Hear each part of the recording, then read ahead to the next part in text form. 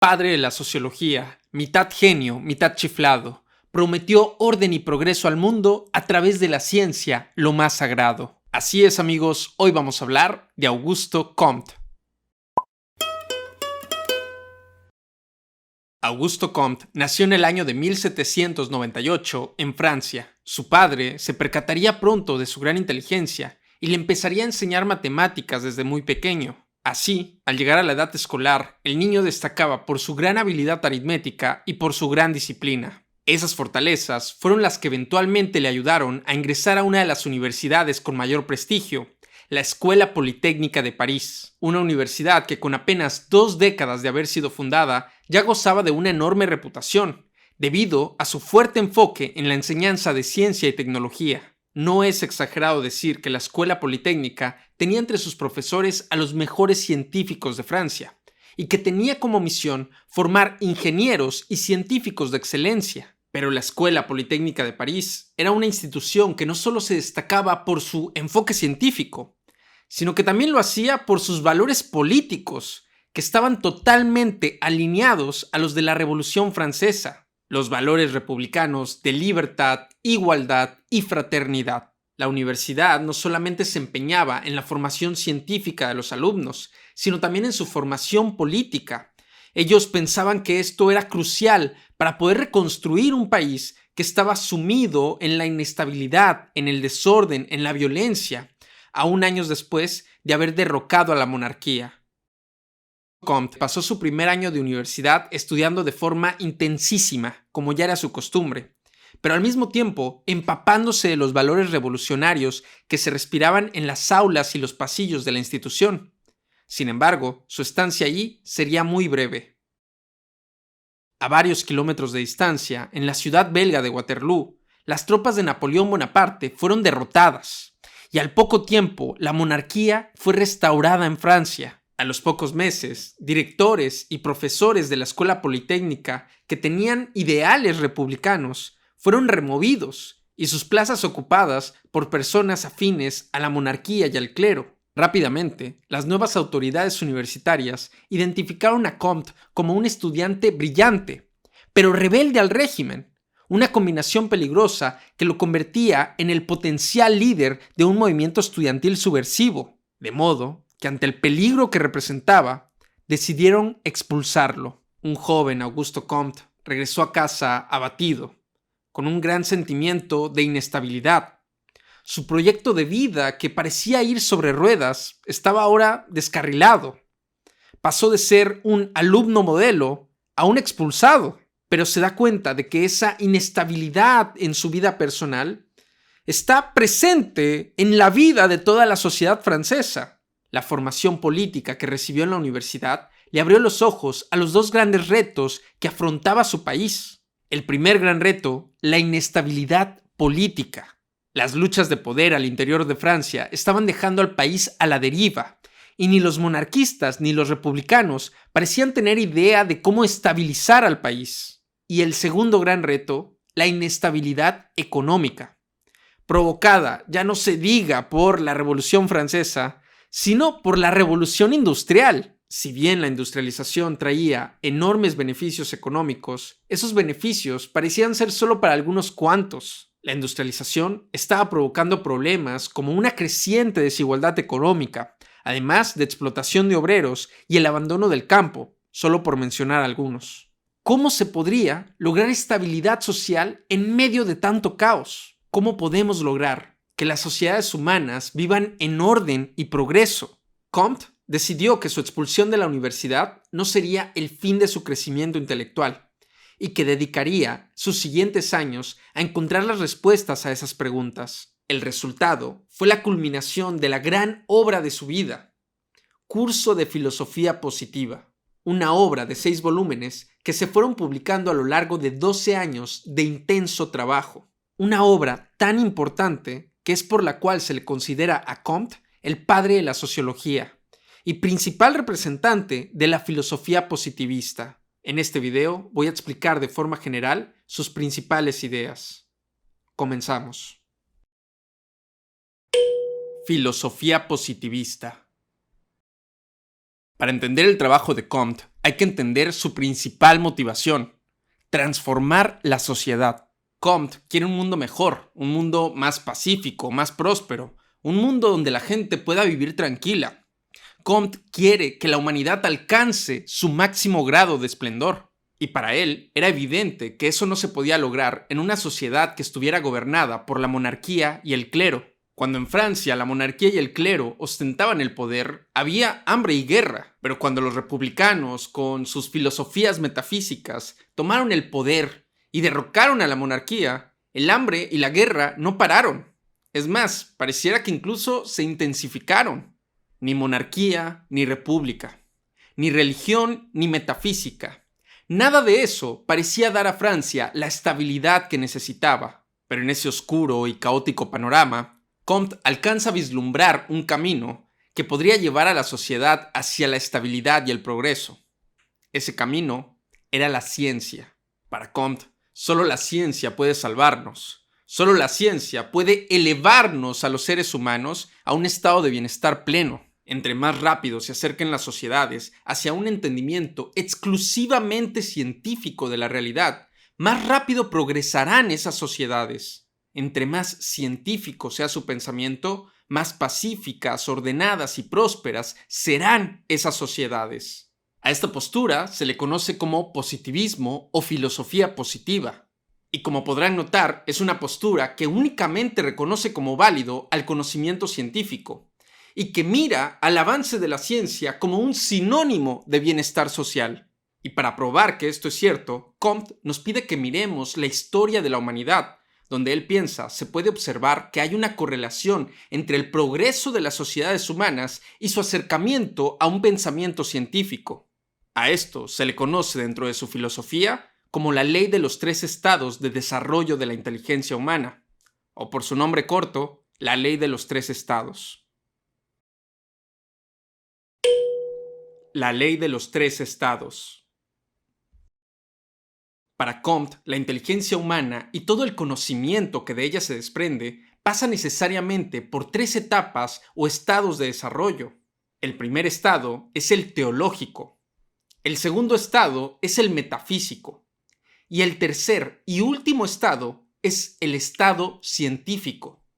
Los estados se distinguen unos de otros por la forma en la cual los seres humanos han logrado dar explicaciones a su realidad, siendo el estado teológico el estado más primitivo y el estado científico el grado máximo al cual todas las ramas del conocimiento deben llegar. Por supuesto, vamos a ir explicando a detalle cada uno de ellos. El estado teológico. Podemos entender el estado teológico asociándolo a la etapa más primitiva de la humanidad, una etapa llena de temor y confusión ante lo incomprensible que resultan los fenómenos naturales. ¿Cómo explicarían esas sociedades primitivas fenómenos como terremotos, eclipses o inundaciones? ¿Cómo podrían explicar el viento, la lluvia o el movimiento del sol? En un primer intento de explicar estos fenómenos naturales, los seres humanos los adjudican a seres sobrenaturales: el espíritu del viento, el espíritu de la lluvia o el espíritu del sol.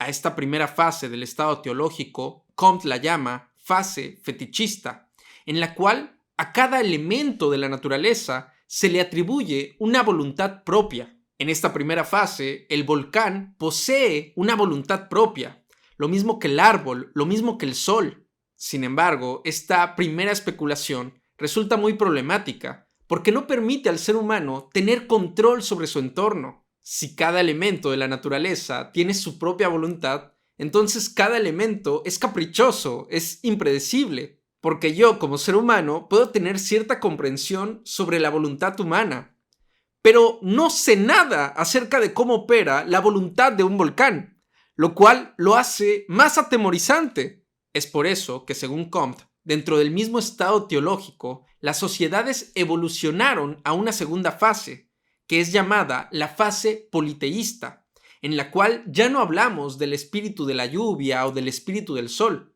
sino que empezamos a hablar de dioses que tienen bajo su control estos elementos naturales. Además, estos dioses, muy convenientemente, tienen elementos antropomorfos que los hacen sentir más cercanos a los humanos. Y de hecho, parecieran tener voluntades muy humanas. Los dioses griegos, por ejemplo, tienen apariencia humana y tienen deseos y temores como los humanos, pero con el gran poder de ser inmortales y de poder controlar los elementos de la naturaleza. Yo puedo entender más a los dioses que se parecen y se comportan como los seres humanos que la voluntad de un volcán. El politeísmo nos permite a los seres humanos sentir que tenemos al menos un pequeño grado de control sobre los elementos de la naturaleza si logramos el favor de los dioses. Empezamos a levantar templos y a llevar a cabo rituales para obtener buena cosecha, para que los mares estén tranquilos, para evitar epidemias.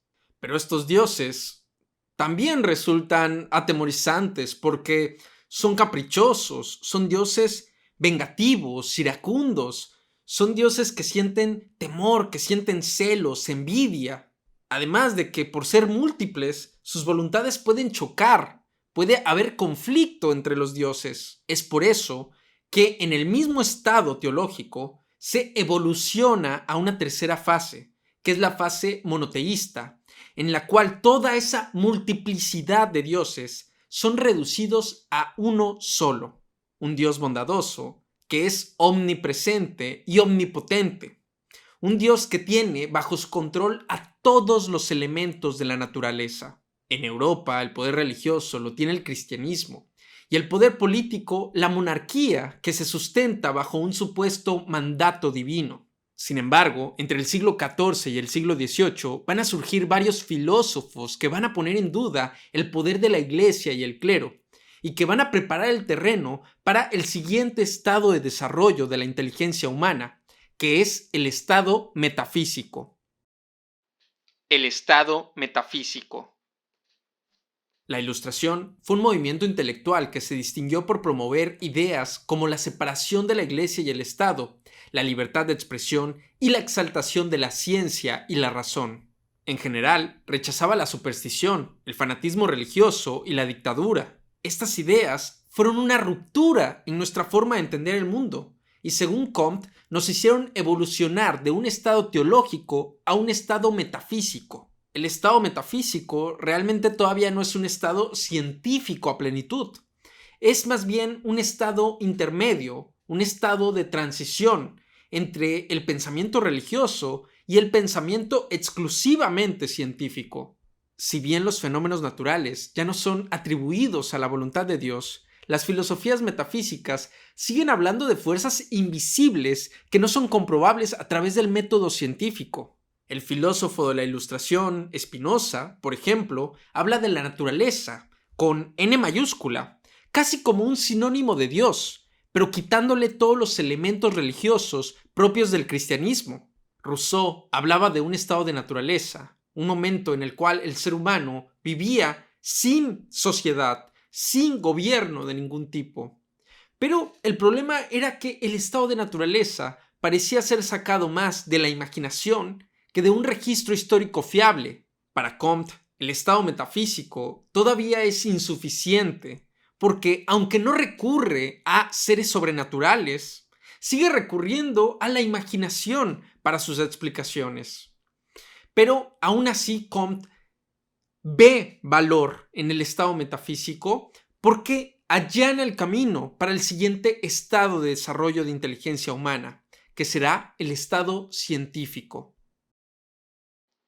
El estado científico. El estado científico es el máximo grado de madurez de la inteligencia humana. En este estado ya no nos preguntamos por la causa última de los fenómenos naturales, porque esa pregunta nos lleva a respuestas como Dios, el Tao o la voluntad, entidades abstractas que no son comprobables a través del método científico. Con esto, Comte no quiere decir que esas entidades no existan, simplemente que no son verificables a través de la ciencia. En el estado científico, los seres humanos tomamos conciencia de nuestras limitaciones, y en vez de preguntarnos infantilmente por la causa última de las cosas, simplemente observamos los fenómenos y tratamos de comprender su funcionamiento. En vez de preguntarnos por qué suceden las cosas, ahora nos preguntamos cómo suceden las cosas. Así podemos obtener las leyes científicas que rigen nuestro mundo y podemos tener un mayor control sobre él. Ya no me voy a preguntar por qué existe un virus, lo cual me podría llevar a respuestas imaginativas como porque Dios nos está castigando por nuestros pecados. No, sería más útil preguntarme cómo se comporta ese virus y cómo puedo detener su propagación.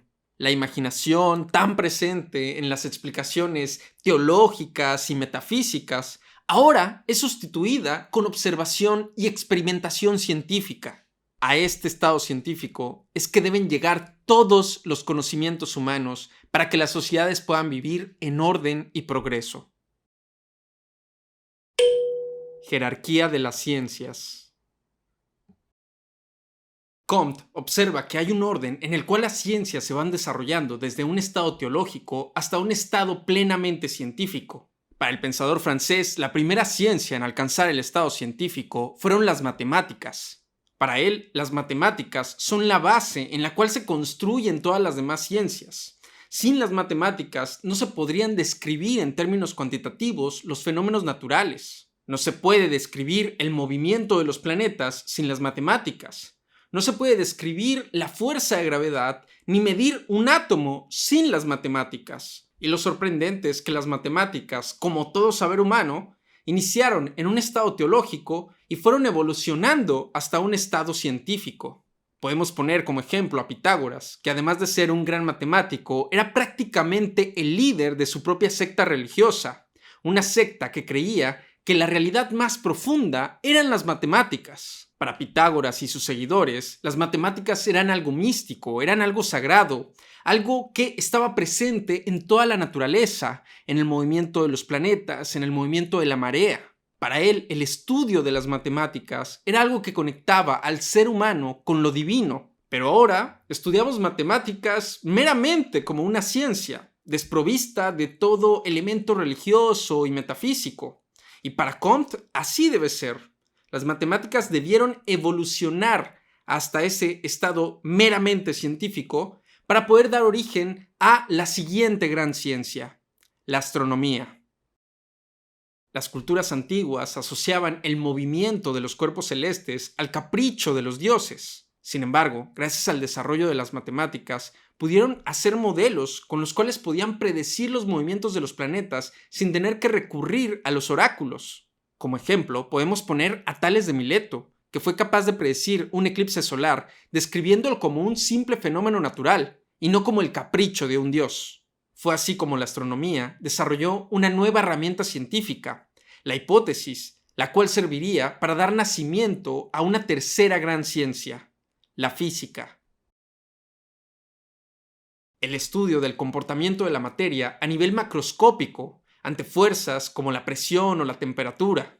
Para la física fue posible desarrollar hipótesis que podían ser verificadas con mucha mayor rapidez que en la astronomía, además de que por primera vez se podían llevar a cabo experimentos científicos para validar dichas hipótesis. Gracias al desarrollo de estas nuevas herramientas, los físicos pudieron desarrollar nuevos instrumentos como microscopios, además de que pudieron descubrir leyes. Y tanto nuevos instrumentos como nuevas leyes científicas dieron origen a una cuarta gran ciencia, la química. Para Comte, la química tenía un mayor nivel de complejidad que la física, porque si bien también estudia los cambios en la materia, lo hace a un nivel molecular. Los descubrimientos que estaban llevando a cabo los químicos acerca de procesos como la combustión, la oxidación y la fotosíntesis abrieron el camino para el desarrollo de una nueva gran ciencia, la biología. Comte consideraba que la biología todavía no había alcanzado un estado plenamente científico, pero que ya estaba encaminada a ello. Si bien se estaban llevando grandes avances tanto en la anatomía como en la fisiología, aún en la época de Comte era común escuchar entre los biólogos algunas ideas que parecían ser sacadas de algún libro de metafísica. Estaba, por ejemplo, la idea del vitalismo, que proponía que los seres vivos, a diferencia de los seres inorgánicos, tenían algo que se llamaba fuerza vital, una chispa de vida inmaterial, invisible y por lo tanto imposible de verificar para la ciencia. Para Comte, este tipo de ideas debían ser desechadas para que la biología pudiera avanzar a un estado plenamente científico. Y esta tarea era importantísima para que la biología pudiera abrir el camino a la más nueva, la más compleja y la más importante de todas las ciencias, la sociología. La sociología.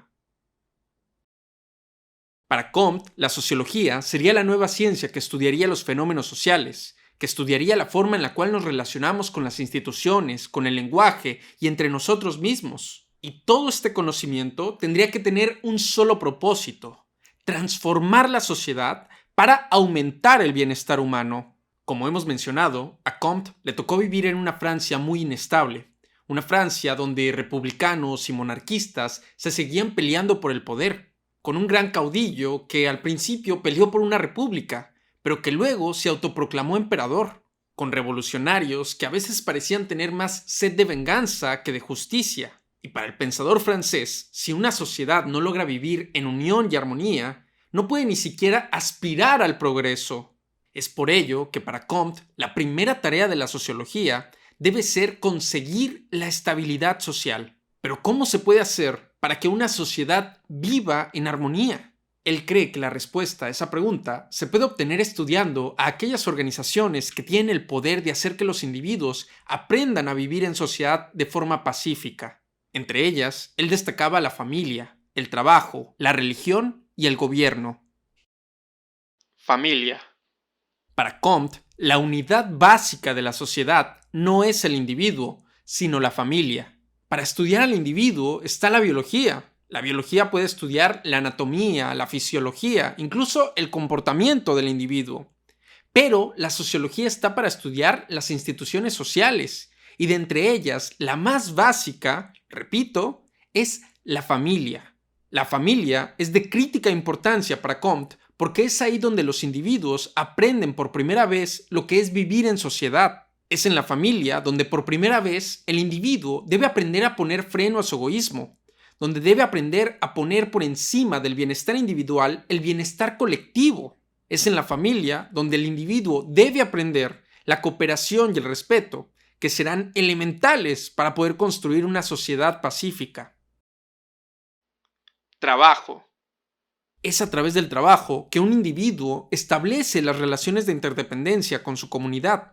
El trabajo refuerza la cooperación, el respeto y, por supuesto, el bienestar material de la sociedad en su conjunto.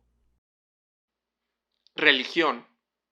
Si bien Comte era agnóstico y consideraba que las religiones tradicionales carecían de validez, reconocía que la religión tenía un gran poder para unir a las personas y promover valores morales. La religión tiene el poder de incentivar el amor al prójimo, la compasión y el deseo de crecimiento moral. Todos ellos valores necesarios para que una sociedad pueda vivir en armonía. Gobierno. El gobierno tiene el poder de implantar leyes que logren el correcto funcionamiento de los elementos anteriores. Puede promulgar leyes que busquen el bienestar de las familias, leyes que protejan a los trabajadores, leyes que promuevan las expresiones religiosas que más aporten a un clima de paz y tranquilidad. Y el estudio de estos elementos que hemos explicado son clave para poder tener una sociedad pacífica, unida, en armonía. Pero el trabajo no termina ahí.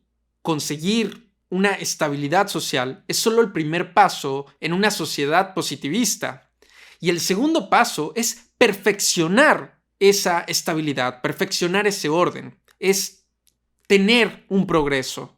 Y para esta segunda fase del proyecto, tanto el gobierno como la religión van a jugar un papel fundamental, porque desde esos lugares se va a poder implantar tanto la política como la moral de la sociedad positivista.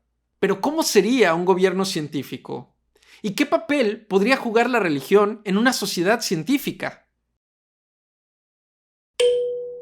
El otro Comte.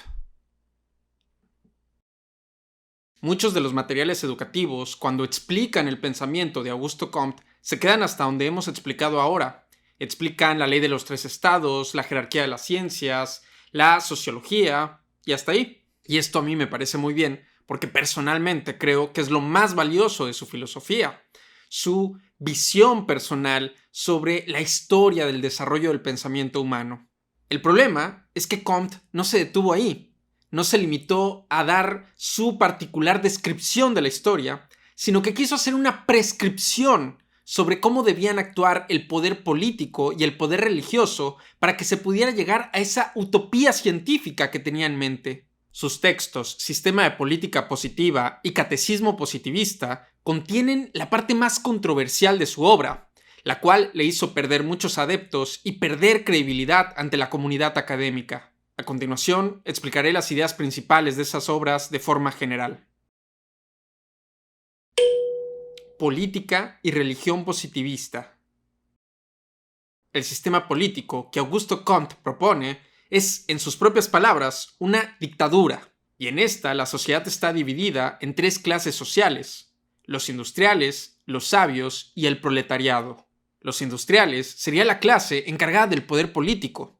A la cabeza estarían los tres principales empresarios y o banqueros del país. Uno de ellos tomaría las decisiones acerca del comercio en el país.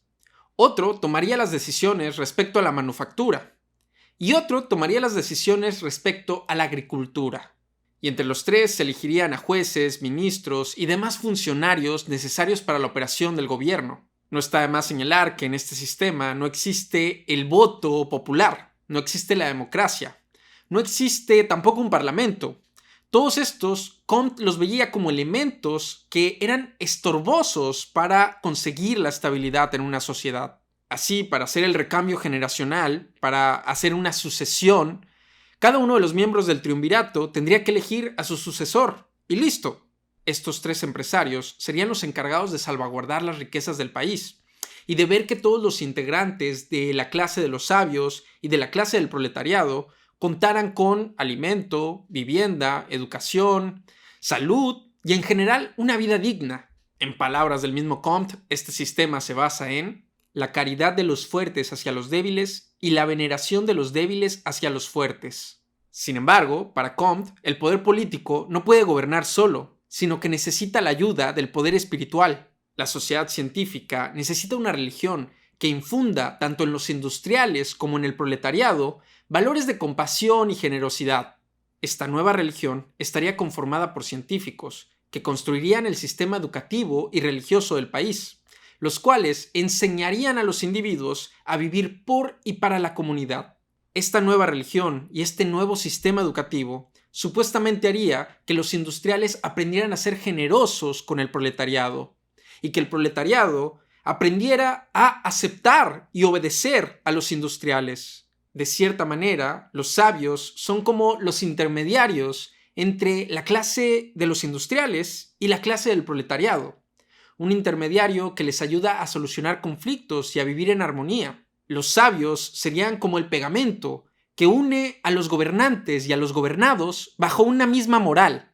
En esta nueva religión ya no se podría adorar a un ser sobrenatural, ya no se podría adorar a Dios o alguna entidad abstracta o metafísica, sino que se tendría que aprender a amar a la humanidad en su conjunto, aprender a amar a todos aquellos seres humanos que han contribuido o que contribuirán al progreso de la humanidad. En cuanto a la estructura y forma de la religión, Comte no se rompe mucho la cabeza y copia directamente al catolicismo. Sería una religión con un papa y con cardenales, obispos y sacerdotes. Habría iglesias similares a las catedrales, habría oraciones, habrían sacramentos, y en vez de enseñar sobre la vida de los santos, se enseñaría sobre la vida de grandes científicos, filósofos y artistas. En fin, debajo del poder político y del poder religioso, en subordinación, estaría el proletariado. Los miembros del proletariado no tendrían derecho a votar para elegir a sus gobernantes. Tampoco tendrían derecho a elegir cómo hacer su trabajo. Pero a cambio tendrían un salario, incentivos por productividad, alimento, vivienda, educación y salud. Todo gracias a la caridad de los industriales. Con la religión de la humanidad y con una educación especialmente diseñada para el proletariado, los trabajadores aprenderían a tomar su posición dentro de la sociedad y a sentirse orgullosos de su trabajo. Conclusión. Pues bien amigos, hemos llegado ya a la parte final del video, donde me permito hacer algunos comentarios personales sobre lo ya explicado. Y creo que lo primero es decir que no estoy de acuerdo en casi nada con lo que dice Augusto Comte. Y vamos por partes. Podríamos empezar con la ley de los 3 estados. Yo no creo que un pensamiento religioso o metafísico sea incompatible con un pensamiento científico. La historia de la ciencia está plagada de ejemplos de personas que han sido grandes científicos y que han tenido una fuerte fe religiosa. Está, por ejemplo, Isaac Newton, que además de ser un gran científico era un ferviente cristiano. Está Lemaitre, que además de ser un sacerdote, fue el creador de la teoría del Big Bang. En cierto sentido, Einstein, pues a lo mejor no religioso, pero un tanto metafísico al decir que creía en el Dios de Spinoza, ¿no? La ciencia es lo mejor que tenemos para explicar fenómenos naturales. Pero hay otro tipo de preguntas que surgen en nuestro interior que no tienen nada que ver con lo visible, que no tienen que ver con lo material. Y es ahí donde acudimos a la religión o a la metafísica. Y podríamos limitarnos a solo obtener conocimiento de aquello que podemos ver, tocar, oír. Pero creo que hay algo dentro de nosotros que nos impulsa a pensar en conceptos como Dios, alma y otros que no son científicamente comprobables. Creo que el mismo Comte se dio cuenta de los límites que tiene la ciencia, por ejemplo, al momento de poder implantar una moral, al momento de darnos una orientación en cuanto a la moral. Pues la ciencia no tiene moral. Yo puedo desarrollar, ¿no?, todos los avances científicos habidos y por haber y utilizarlos para hacer el mal, para dañar al prójimo. ¿Se necesita de la religión o de la metafísica para poder construir una moral? No, no necesariamente, pero vaya que ayuda mucho. Ahora ya en la parte política, pues decir que me parece horrible la propuesta de Comte porque promete una utopía, pero a cambio de coartar las libertades individuales que promovía la Revolución Francesa, el derecho al voto, la libertad de expresión. Eso no existe en la utopía de Comte, o distopía, dependiendo de cómo lo veamos. Creo que cuando alguien promete un mundo maravilloso, donde todos vamos a tener estabilidad, donde todos vamos a tener prosperidad económica, donde todo va a ser hermoso, pero a cambio tenemos que sacrificar libertades como la libertad de expresión, como el derecho al voto, creo que es el camino al desastre. Creo que ya lo he expresado antes, pero prefiero la inestabilidad de una democracia que la estabilidad de una dictadura. Ahora, también reflexiono sobre qué tanto ya se parecen nuestras sociedades a la sociedad que proponía Comte. ¿En qué medida son los grandes capitalistas los que dictan la política de un país? El sistema educativo que tenemos nos prepara para ser ciudadanos proactivos. Cuando Comte propone una sociedad ordenada, habría que preguntarnos, ¿un orden a conveniencia de quién? ¿A quién beneficia en mayor medida ese orden de las cosas? En fin, si les gustó este video, por favor denle like, suscríbanse al canal y díganme en los comentarios ¿qué les parece la filosofía de Augusto Comte? Aprovecho para agradecer a mis mecenas que con sus aportaciones ayudan a este proyecto de divulgación. Si tú quieres cooperar, te voy a dejar los links en la descripción. Como un beneficio adicional, todos mis mecenas pueden descargar mi libro Acéptalo, tu vida es absurda, en el cual explico la filosofía del absurdo de Schopenhauer, Nietzsche y Albert Camus. Si tú quieres unirte, te voy a dejar el link en la descripción. Sin más por el momento, me despido y nos vemos hasta la próxima. Chao.